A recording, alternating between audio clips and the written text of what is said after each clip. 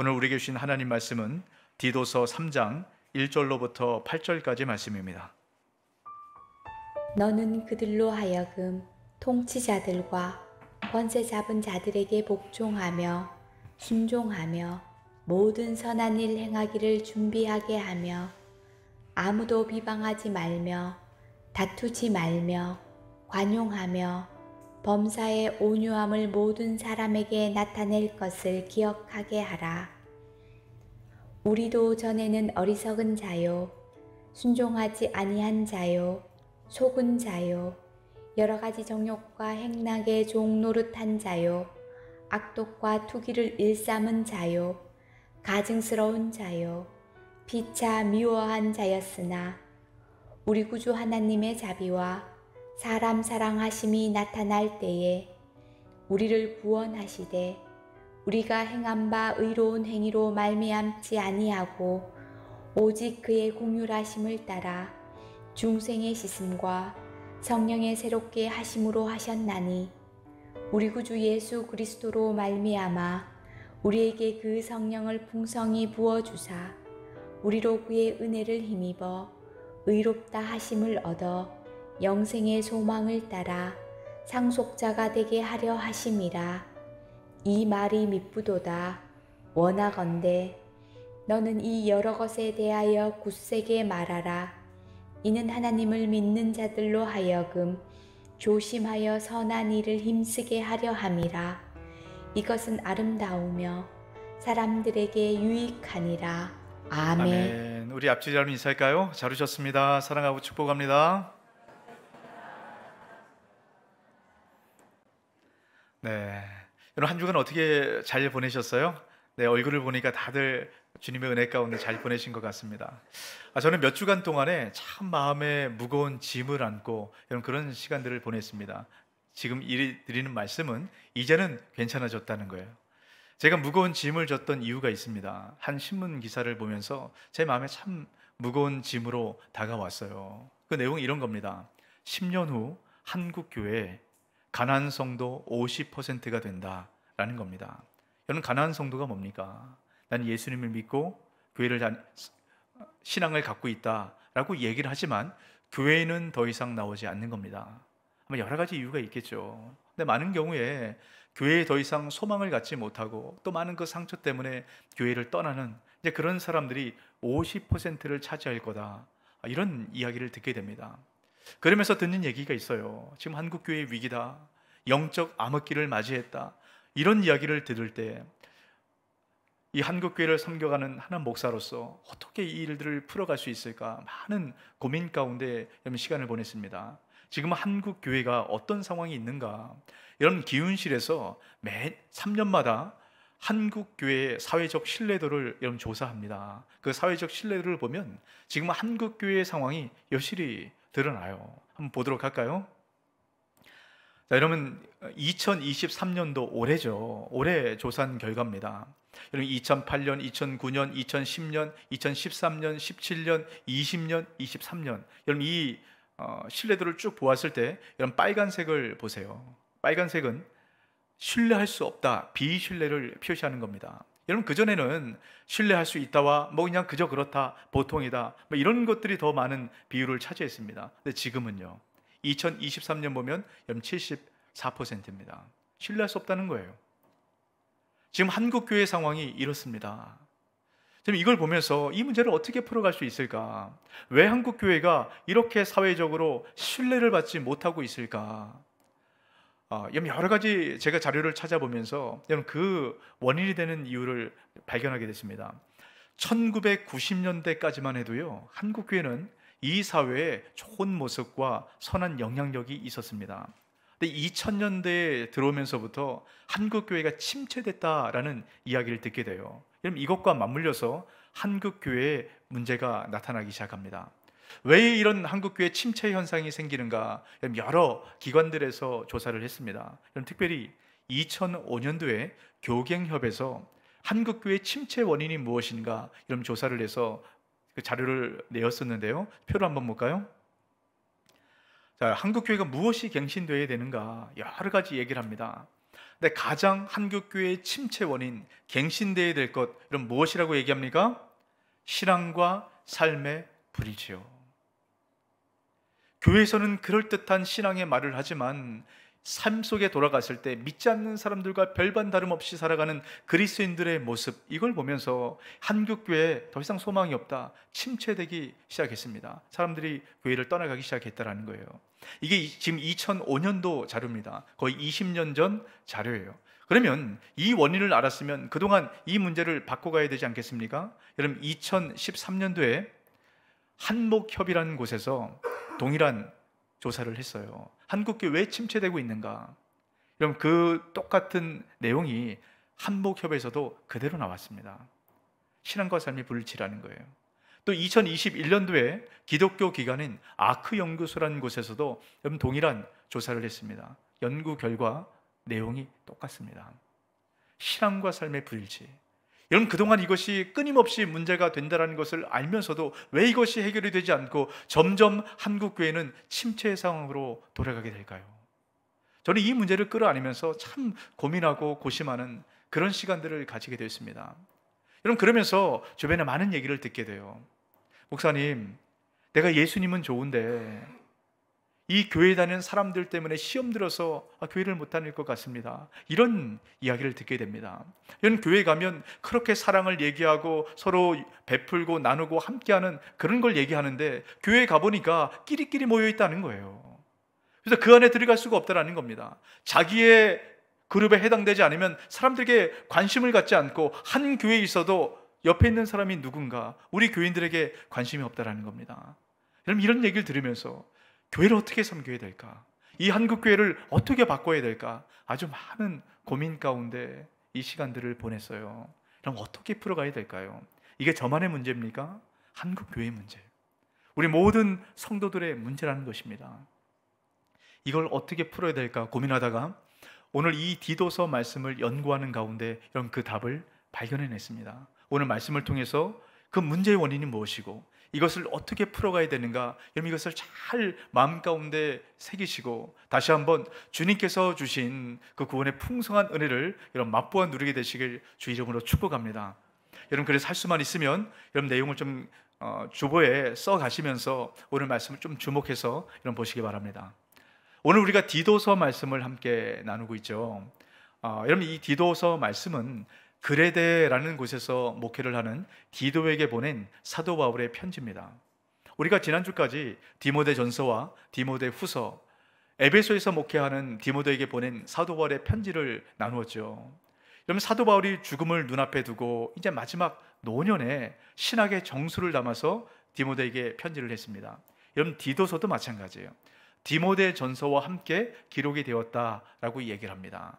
이 사도 바울의 신학의 정수를 담아서 이제 디도에게 편지를 보내는 겁니다. 여러분, 이 디도서를 보면 아주 중요한 말씀들이 많이 기록되어 있어요.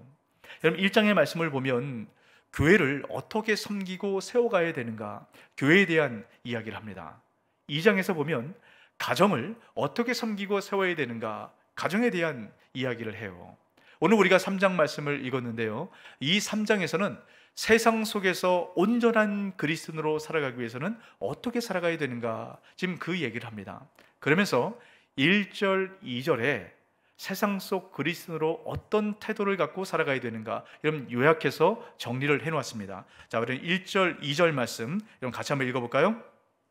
너는 그들로 하여금 통치자들과 권세 잡은 자들에게 복종하며 순종하며 모든 선한 일 행하기를 준비하게 하며 아무도 비방하지 말며 다투지 말며 관용하며 범사의 온유함을 모든 사람에게 나타낼 것을 기억하게 하라. 여기 보면 우리가 어떻게 신앙인으로 살아가야 되는가, 세상 속에 그리스도인으로 살아가야 되는가, 이런 많은 그리스도인의 태도에 대해서 이야기를 합니다. 근데 저는 오늘 말씀에 여러분 이 하나하나를 좀 풀어가면 좋겠지만 오늘 저는 다른 것을 통해서 여러분과 말씀을 나누고 싶어요.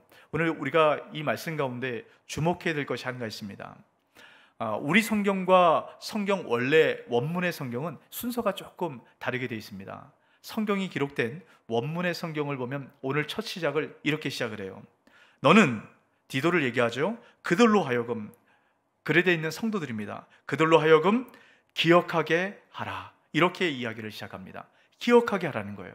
그러면서 여러 가지 이야기, 성도들의 태도에 대해서 이야기를 합니다. 그러면서 여러분 우리가 집중할 것은 그 다음에 3절에 이렇게 시작을 합니다. 왜냐하면, 왜 이것을 기억해야 되냐 하면 3절부터 8절까지의 말씀 때문이다 라고 이야기를 합니다. 그럼 3절부터 8절까지의 이 긴 말씀은 한마디로 구원이 무엇인가, 구원의 복음에 대한 이야기를 합니다. 여러분 사도 바울이 썼던 이 여러 서신서들 중에 구원의 복음을 가장 잘 설명한 것이 여러분 디도서 3장 3절부터 8절 말씀이에요. 이 말씀이 아주 중요한 의미가 있습니다. 자, 정리해보면 이런 것입니다. 세상 속에서 온전한 그리스도인으로 살아가기 위해서는 3절부터 8절까지의 말씀에 기록된 구원의 의미가 무엇인지 기억하고 이것대로 살아갈 때 온전한 세상 속에서 그리스도인으로 살아갈 수 있다라는 겁니다. 만약에 이 구원의 복음의 의미를 제대로 이해하지 못하고 이것을 잊어버릴 때 우리는 신앙과 삶이 분리된 그런 삶을 살아가게 된다라는 것입니다. 여러분 이 문제는 죄가 만들어낸 아주 오래된 고질적인 문제입니다. 여러분 구약 성경은 이스라엘의 역사 아닙니까? 이스라엘의 많은 역사를 기록하고 있어요. 이 이스라엘 역사 가운데 가장 암울하고 영적 침체가 되었던 영적 암흑기, 여러분 이때가 언제인 줄 아십니까? 사사시대예요. 여러분 사사시대의 특징은 이런 것입니다. 이스라엘 백성들이 하나님께 죄를 범합니다. 여러분 하나님은 공의의 하나님 아닙니까? 죄를 가만히 내버려 둘 수가 없어요. 그래서 이스라엘 백성들을 심판합니다. 주변의 나라를 불러서 이스라엘 침략하게 만드세요. 이 고통 가운데 이스라엘 백성들이 하나님께 부르짖습니다. 하나님 살려주십시오. 하나님께서 그 소리를 들으시고 사사를 보내서 그들을 구원케 하십니다. 근데 또 이스라엘 백성들이 조금 시간이 지나면 또 다시 죄를 범하면서 반복되는 이 사이클을 그려가게 됩니다. 그리고 이 사사시대에 마칠 때쯤에는 세상 사람들도 하지 않는 그런 패역한 그런 일들을 하는 영적 암흑기가 그대로 드러나게 돼요. 여러분 왜 하나님의 택함 받은 백성, 하나님의 선민으로 부름받은 이스라엘 백성들이 이런 영적 암흑기를 맞이하게 됐을까요? 여러분 그 중요한 원인을 여러분 잘 보시기 바랍니다. 사사기 3장 7절 말씀입니다. 같이 한번 읽을까요? 이스라엘 자손이 여호와의 목전에 악을 행하여 자기들의 하나님 여호와를 잊어버리고 바알들과 아세라들을 섬긴지라. 자, 이스라엘 백성들이 죄악 때문에 여호와 목전에서 악을 행하였기 때문에 심판이 임한다라고 이야기를 합니다. 그 뒤에 그 악이 무엇인가를 이야기를 해요. 가장 첫 번째 뭐라고 얘기합니까? 하나님 여호와를 잊어버렸기 때문이다 라고 얘기합니다. 하나님 여호와를 잊어버렸기 때문에 이스라엘 백성들 가운데 하나님을 떠나고 우상을 숭배하는 여러분 그런 삶을 살아가게 됐다라는 것이에요. 잊어서는 안 되는 것을 잊었기 때문이라는 겁니다. 여러분 이스라엘 백성들은 하나님 계신 그 성전에서 얼마나 많은 제사를 드렸는지 모릅니다. 살진 짐승을 갖고 매번 하나님 앞에 나가서 아주 성대한 제사를 드렸어요. 하지만 자기 삶의 현장에 돌아가서는 우상을 따르는 이런 일을 했다라는 겁니다. 이게 죄악이라는 거예요. 하나님께서 그들을 구원하신 그 구원의 하나님을 잊어버리고 그 하나님께 제사는 드리지만 삶의 현장에서는 여전히 우상을 따라가는 그 삶의 모습, 신앙과 삶이 분리된 이것이 하나님 앞에 죄악이 되었다라고 말씀을 합니다. 그 원인이 뭐라고요? 이스라엘을 구원하신 그 하나님을 잊어버렸기 때문이라는 것이에요. 우리도 마찬가지입니다. 우리를 구원하신 그 구원의 복음을 잊어버리는 순간 우리 역시 그런 삶을 살아가게 된다는 것이에요. 죄악된 삶을 살아가게 된다는 것입니다. 여러분 기독교는 본질적으로 구원의 종교입니다. 그래서 예수 믿으면 구원을 받는다. 여러분 이 얘기 늘 듣지 않습니까? 그래서 이 구원이 기독교의 가장 핵심적인 진리예요. 가장 중요한 것입니다. 그런데 우리가 이 구원을 알기는 아는데 명확하게 몰라요. 그럼 제가 질문 한 가지 해볼까요? 여러분 구원 받으셨습니까? 예, 다 구원 받으셨을 거예요. 자, 그러니까 이 자리에 앉아서 주님을 예배하고 주님을 섬기겠죠. 그러면 구원이란 무엇입니까? 여러분, 구원을 한번 스스로 설명해 보세요. 우리가 구원은 늘 들어서 알고 있습니다. 근데 구원이 뭔가 설명해 보라면 아주 막연합니다. 여러분, 구원이 어떤 것인가 우리가 제대로 이해하지 못하고 이것을 설명하지 못하면 우리는 구원을 쉽게 잊습니다. 그래서 세상 사람들과 별반 다름없는 그런 삶을 살아가게 되는 것입니다. 여러분, 오늘 말씀을 통해서 구원이 무엇인가 이것을 명확하게 이해하고 이 구원의 은혜를 경험할 때 우리는 이 세상 속에서 온전한 하나님 나라의 백성으로 살아가게 되는 것이에요. 오늘 사도 바울이 지금 그 얘기를 합니다. 여러분, 사도 바울이 말하는 구원이 무엇인가를 여러분 명확하게 기억하시고 이것을 여러분 깊이 여러분 묵상하실 때 우리는 신앙과 삶이 하나가 되는 그런 삶을 살아낼 수 있게 되는 것입니다. 여러분, 사도 바울은 구원을 설명할 때, 구원의 복음을 설명할 때 여러분 계속 같은 패턴을 사용합니다. 그래서 제가 이것을 구원 복음 공식이라고 말씀을 드렸어요. 여러분, 제가 몇 주간에 걸쳐서 말씀드렸는데 여러분 기억하십니까? 여러분, 구원의 공식이 뭐죠? 전에는, 그러나, 이제는. 여러분, 이거 잊어버리시면 안 됩니다. 사도 바울은 이 구원 공식을 통해서 오늘 디도에게도 동일한 얘기를 합니다. 그러면서 이 구원이 무엇인가를 설명하고 있어요. 자, 3절 말씀입니다. 같이 한번 읽습니다. 우리도 전에는 어리석은 자요, 순종하지 아니한 자요, 속은 자요, 여러 가지 정욕과 행락의 종노릇한 자요, 악독과 투기를 일삼은 자요, 가증스러운 자요, 피차 미워한 자였으나. 이런 전에는 어떤 사람이라고 얘기합니까? 이런 여러 가지 죄악들 때문에 이런 로마서에서는 이 죄악을 지은 사람은 사형에 해당된다라고 얘기합니다. 이 죄로 인해서 죽을 수밖에 없는 그런 자였다라고 이야기합니다. 그래서 구원이 필요한 거예요. 우리 힘으로 이 죄의 문제를 해결할 수 없기 때문에 그래서 구원이 필요한 겁니다. 그럼 그때 하나님께서 예수 그리스도를 보내주셔서 그러나 이제는 어떻게 됩니까? 그럼 7절입니다. 같이 한번 읽습니다. 우리로 그의 은혜를 힘입어 의롭다 하심을 얻어 영생의 소망을 따라 상속자가 되게 하려 하심이라. 예수 그리스도의 은혜로 말미암아 하나님 나라를 유업으로 받는 그런 상속자가 되게 하셨다라고 말씀합니다. 여러분, 이게 구원이에요. 전에는 죽을 수밖에 없었으나 그러나 이제는 하나님 나라를 유업으로 받는 상속자가 되었다라는 것입니다. 전에는 삶과 이제는 삶이 완전히 구분된 그런 삶을 살아가는 것입니다. 여러분, 이것을 오늘 사도 바울은 5절 말씀을 통해서 중요한 단어로 표현을 합니다. 자, 5절 말씀 보십시오.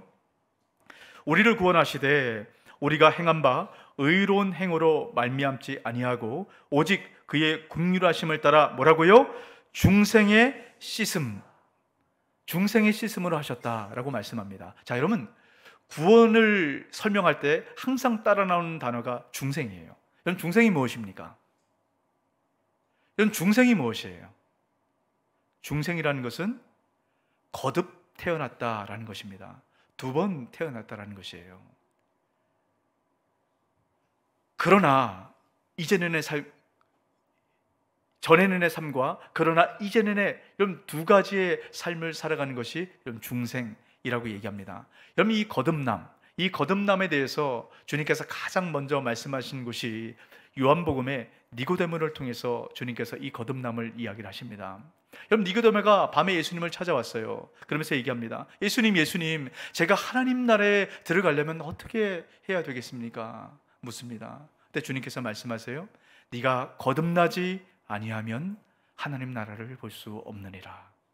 거듭나야 하나님 나라를 들어갈 수 있다라고 말씀합니다. 근데 여기서 말하는 거듭남이라는 의미는 하늘로부터 태어났다라는 의미가 있어요. 이 세상에 살아가는 모든 사람들은 땅에서 한번 태어납니다. 땅에서 태어난 사람은 다시 땅으로 돌아가요.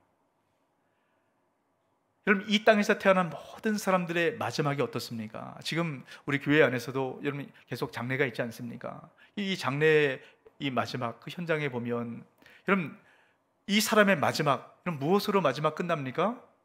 한 줌 흙이에요. 아무리 많은 것을 가졌고 아무리 많은 것을 누렸고 많은 사람들에게 존경과 사랑을 받았다 할지라도 여러분, 그 끝은 한 줌 흙입니다.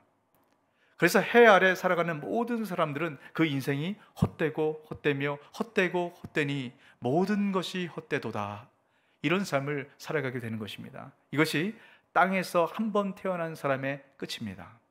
하지만 거듭난 사람, 하늘로부터 태어난 사람은 다시 하늘로 돌아가게 됩니다. 그래서 하늘로부터 태어난 거듭난 사람은 하나님 나라를 유업으로 받게 되는 것이에요. 여러분, 우리가 왜 예수 그리스도만 유일한 구원의 길이라고 말씀합니까? 하늘로부터 오신 예수 그리스도를 통해서 우리가 새로운 생명을 받았기 때문입니다. 그렇기 때문에 우리가 다시금 하늘로 돌아갈 수 있게 되는 것이에요. 여러분, 다른 것은 길이 없습니다. 오직 예수 그리스도만 유일한 구원의 길이라는 것을, 이것을 다시 한번 마음 가운데 새기시길 주의 이름으로 축복합니다. 우리는 거듭나야 돼요. 이 땅에 한번 태어나지만 다시금 하늘로부터 태어나야만 우리는 하나님 나라를 유업으로 받게 됩니다. 여러분, 예수 그리스도를 믿는 모든 사람들에게 임한 하나님의 은혜는 거듭남입니다. 여러분, 이 말씀 들었을 때 여러분 어떻습니까?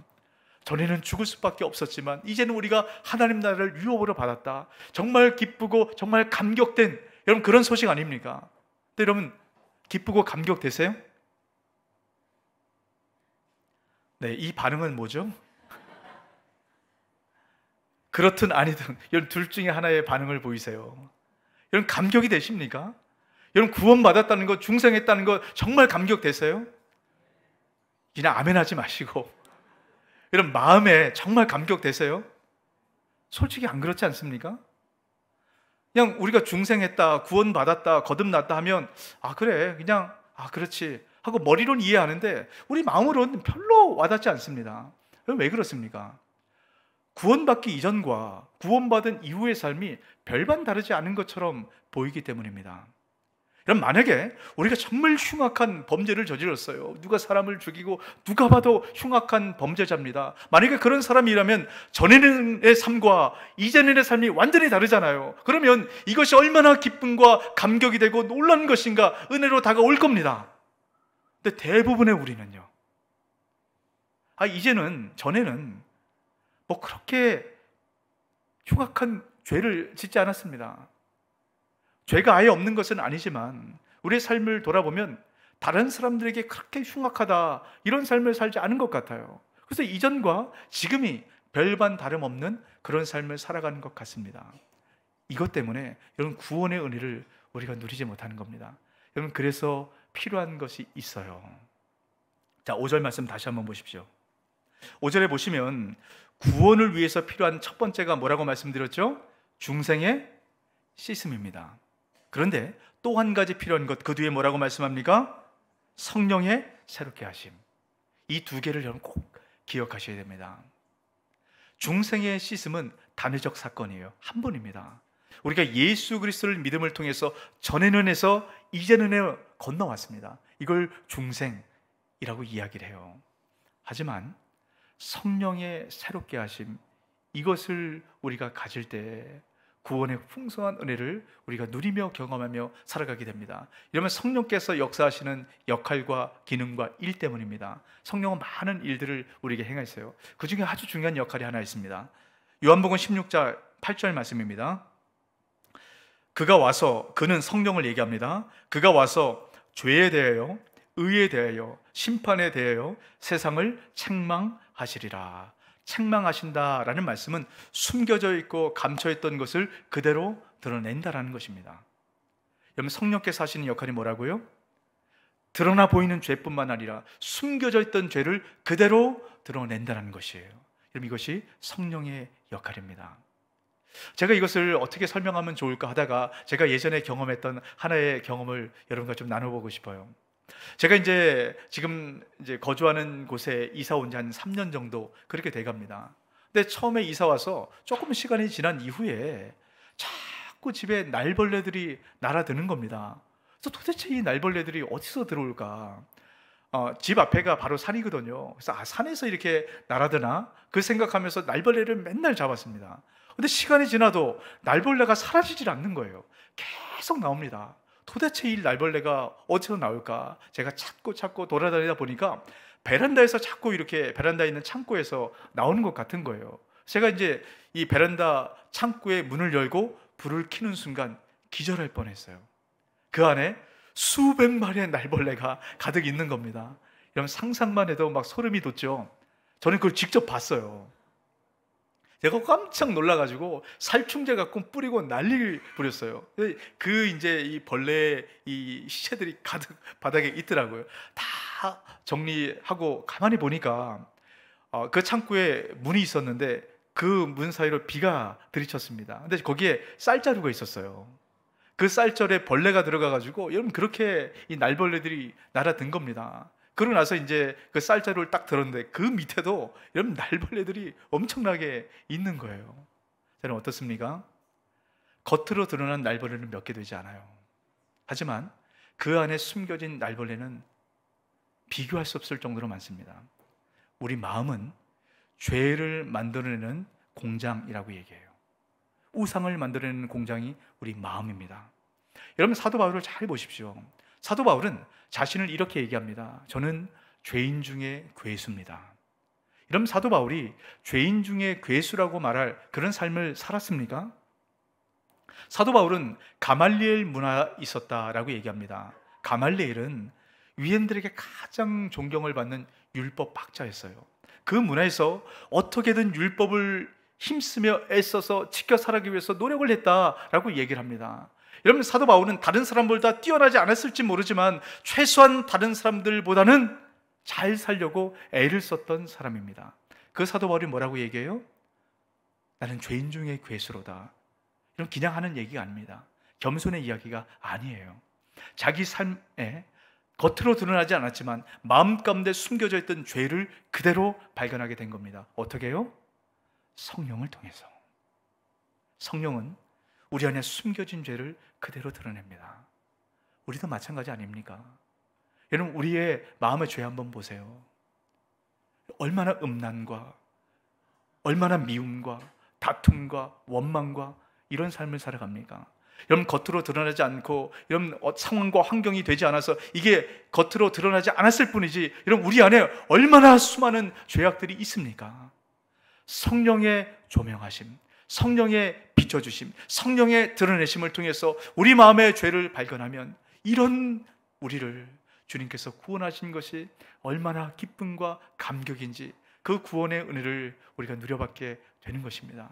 이런 날마다 성령의 은혜를 통해서 우리 안에 숨겨진 죄를 드러내 주님께서 구원하신 그 은혜와 감격 가운데 살아가는 저와 여러분 되시길 주의 이름으로 축복합니다. 자, 여러분, 제가 지금 구원에 대해서 설명을 합니다. 여러분, 구원이 무엇입니까? 구원을 정리해 내셔야 돼요. 구원이 뭡니까? 전에는 죽을 수밖에 없었던 우리를 하나님께서 자비와 긍휼과 사랑과 은혜를 통해서 우리를 살리기 위해서 예수 그리스도를 우리에게 보내주셨습니다. 그래서 그 예수 그리스도로 말미암아 하나님 나라를 유업으로 받는 상속자가 되게 하신 것, 여러분, 이것이 구원입니다. 자, 그런데 여러분, 구원을 여기까지만 우리가 이해하고 여기까지만 생각하면 구원에 대한 많은 오해를 만들어내게 돼요. 여러분, 구원의 목적이 뭡니까? 여러분, 주님께서 우리를 왜 구원하셨습니까? 우리가 죽어서 천국 가는 것이 여러분 구원의 목적일까요?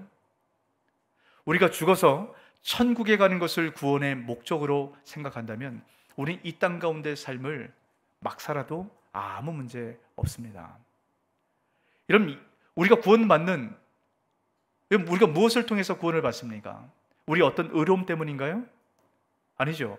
온전한 예수 그리스도의 의로움 때문에 구원을 받는 겁니다. 우리의 어떤 것과 상관없어요. 이 말은 우리가 이 땅 가운데 삶을 살아가면서 때는 죄를 짓고 누구를 원망하고 누구를 미워한다 할지라도 예수 그리스도만 믿으면 구원을 받습니다.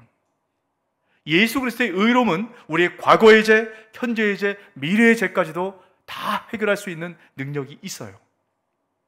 근데 우리가 구원을 이렇게 이해하고 구원의 목적을 죽어서 천국에 가는 것으로만 생각하면 이 땅 가운데 삶은 옵션이 되는 겁니다. 잘 살아도 되고 그렇지 않아도 된다라고 생각해요. 그러면 신앙과 삶이 분리됩니다. 지금까지 한국 교회가 구원을 3절부터 7절까지의 말씀으로만 가르쳐 왔습니다.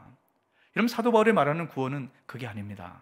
그럼 오늘 8절 말씀 잘 보시기 바랍니다. 우리 8절 말씀 같이 한번 읽어볼까요? 이 말이 밉보도다. 원하건대 너는 이 여러 것에 대하여 굳세게 말하라. 이는 하나님을 믿는 자들로 하여금 조심하여 선한 일을 힘쓰게 하려 함이라. 이것은 아름다우며 사람들에게 유익하니라. 이 말씀 잘 보세요. 8절에 뭐라고 얘기합니까? 이 말이 밉보도다. 이 말이 진실되고 이 말이 참되도다 라고 얘기합니다. 그러면서 이 말을 뭐라고 설명하죠? 3절부터 7절까지의 말씀을 얘기합니다. 구원의 복음이요. 이 구원의 복음을 날마다 굳세게 힘써서 가르치고 기억하도록 하라 라고 말씀합니다. 근데 여러분, 구원에 대한 복음을 여기서 끝내지 않아요. 그러고 나서 그 뒤에 뭐라고 얘기합니까? 왜 이렇게 굳세게 가르치고 말해야 하는가? 그 이유를 얘기합니다. 이는 하나님을 믿는 자들로 하여금 조심하여 선한 일을 힘쓰게 하려 함이라. 구원의 목적이 바로 여기 있습니다. 이게 구원의 목적이에요. 구원의 목적은 우리가 죽어서 천국에 가는 게 구원의 목적이 아닙니다. 주님께서 우리를 구원하신 목적은 우리가 이 땅 가운데 선한 일을 행하도록 하기 위해서 구원하셨다라고 말씀합니다. 선한 일이 구원의 열매이고 구원의 증거입니다. 사도 바울이 지금 그 얘기를 하고 있어요. 자, 디도서 2장 14절 말씀에 이것을 더 분명하게 얘기합니다. 같이 한번 읽습니다. 그가 우리를 대신하여 자신을 주시는 모든 불법에서 우리를 속량하시고 우리를 깨끗하게 하사 선한 일을 열심히 하는 자기 백성이 되게 하려 하심이라. 여러분, 예수 그리스도께서 우리를 대신해서, 죄된 우리를 대신해서, 전에는 죽을 수밖에 없는 우리를 대신해서 그 생명을 주신, 그래서 우리를 깨끗하게 하신, 그 의로움을 주신 이유 뭐라고 말씀합니까? 죽어서 천국에 가는 것, 그것이라고 말씀합니까? 아니요. 선한 일을 열심히 하는 하나님의 백성이 되도록 하기 위해서. 이게 구원의 목적이라는 겁니다. 여러분, 이것을 반드시 기억하셔야 돼요. 이 구원의 목적을 놓치면 신앙과 삶이 일치하지 않는, 구원의 증거와 열매를 내놓지 못하는 그런 삶을 살아갑니다. 여러분, 이것을 사사기에서는 뭐라고 말씀합니까? 하나님께서 악하다 라고 말씀하는 거예요. 이 말씀을 우리가 심각하게 받아야 됩니다. 우리가 그동안 3절부터 7절까지 그냥 예수님 믿으면 죽어서 천국 가지, 이것만 구원이라고 생각해 왔기 때문에 악을 행하면서도 이것이 악인지 모르고 살아갔던 것이에요. 바꿔야 됩니다. 참된 구원의 진리 안에 바꿔야 돼요. 자, 그렇다면 여러분, 결론의 말씀입니다. 선한 일이 뭘까요? 구원의 증거로 반드시 나타나야 되고 드러나야 될 그 선한 일, 여러분, 그것이 뭘까요? 여러분, 주님께서 말씀하신 선한 일이 뭘까요? 이 세상에 살아갈 때 사람들에게 도덕적으로, 윤리적으로 선한 일 이해하는 것을 이야기를 할까요? 여러분, 성경에서 선하다라는 것은 사람 보기에 선함이 아닙니다. 하나님 보시기에 선한 것이에요. 하나님 보시기에 좋은 것입니다. 여러분, 하나님 보시기에 좋았다라고 하는 말씀이 가장 첫 번째 기록된 곳이 있습니다. 여러분, 어딜까요? 창세기예요.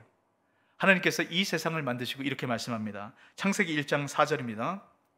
빛이 하나님 보시기에 좋았더라. 하나님이 빛과 어둠을 나누사. 여러분, 하나님께서 이 세상의 모든 창조물들을 다 만들어 가시면서 그 창조물들을 보시고 하나님 보시기에 좋았더라. 여기서 좋았더라라는 것은 토부라는 것입니다. 좋았다, 선하다 라는 거예요. 하나님 보시기에 하나님 만든 이 세상이 선하게 보이셨다라는 겁니다. 여러분, 왜 그렇게 하나님 말씀하실까요? 자, 창세기 1장 2절에 보면 이 땅이 창조되기 이전의 상태를 이야기를 합니다. 땅이 혼돈하고 공허하며 흑암이 깊음 위에 있고 하나님의 영은 수면 위에 운행하시니라. 이 땅이 창조되기 이전의 상태, 하나님 보시기에 선하지 않은 상태, 뭐라고요? 혼돈하고 공허하며 흑암이 깊음 위에 있었다라고 얘기합니다. 그때 하나님께서, 선하신 하나님께서 이 세상을 선하게 창조하셨어요. 하나님 보시기에 좋게 창조하셨습니다. 무질서한 그곳에 질서 있게 만드셨고요, 공허한 그곳에 풍성함을 채우셨고, 흑암인 곳에 하나님의 빛을 비추셨습니다. 여러분, 이것이 바로 하나님께서 만드신 하나님 나라입니다. 선하신 하나님께서 하나님 보시기에 선함으로 만드신 이 세상이 하나님 나라예요.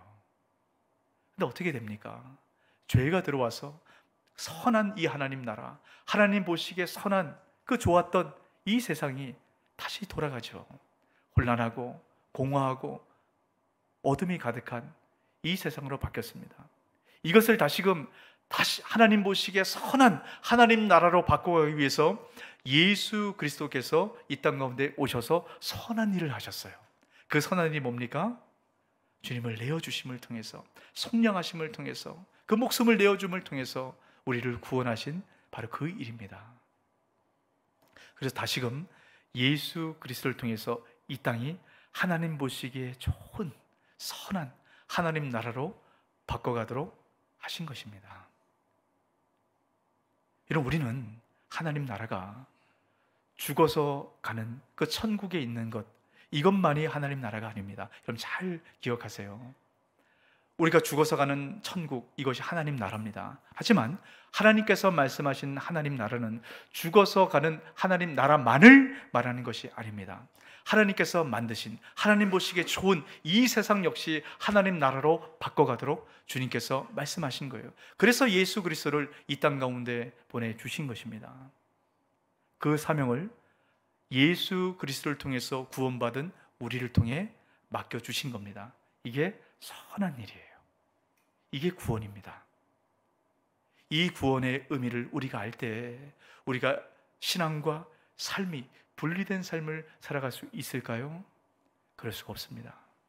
이 구원의 복음을 잊어버리니까 신앙과 삶이 분리된, 우리도 모르는 사이에 악을 행하는 그런 삶을 살아가게 되는 것입니다. 여러분, 우리가 할 수 있는 선한 일이 무엇일까요? 여러분, 우리가 살아가는 온 세상을 선하게 만들 수 있습니까? 그렇게 할 수 없어요. 하지만 하나님께서 나를 보내신 내 삶의 현장은 선하게 만들 수 있습니다. 또 선하게 만들어야 돼요. 그것이 하나님 나라의 백성으로 부름받은 우리의 사명입니다. 여러분, 우리는 이 세상에 선교사로 보냄을 받았습니다. 그것이 중생한 사람, 거듭난 사람의 보내심이에요. 그래서 우리 교회는 반드시 선교적 교회로 세워져야 됩니다. 여러분, 교회 사명은 선교입니다. 선교는 해도 되고 안 해도 되는 것이 아니에요. 교회의 사명은 선교예요. 오늘 우리가 잠비아 우물사역팀이 잠비아로 출발합니다. 여러분, 왜 잠비아로 갑니까? 잠비아 안에 하나님 보시기에 좋았던 것이 깨트려졌기 때문입니다. 다시금 이 잠비아 우물사역팀을 통해서 하나님의 그 선하심, 하나님 보시기에 좋은 것으로 그 땅을 바꿔가기 위해서요.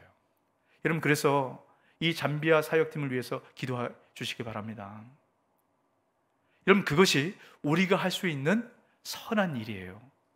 여력이 되면 잠비아로 가는 것이죠. 안 되면 우리가 그 팀을 위해서 기도하고 또 여러 모양으로 함께 후원하고 마음을 모으는 것입니다. 여러분, 이것이 선한 일이에요. 우리가 코르도바 지역에 있는 아이들 함께 후원하고 있지 않습니까? 여러분, 그 선한 일이 뭡니까? 왜 우리가 그 일을 합니까?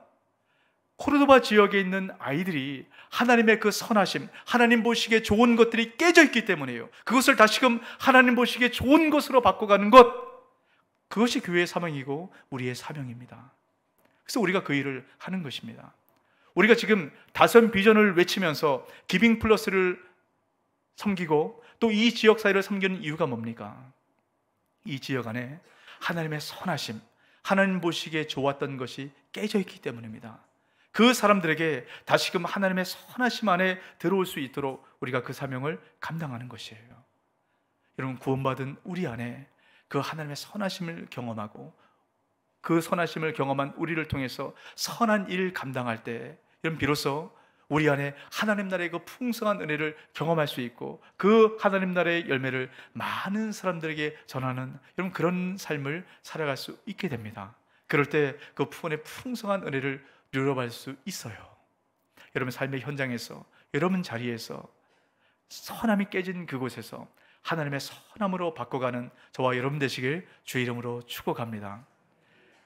오늘 이 말씀을 여러분 좀 기억하시고 우리 함께 좀 마음을 모아 좀 찬양하고 기도하고 싶은데요.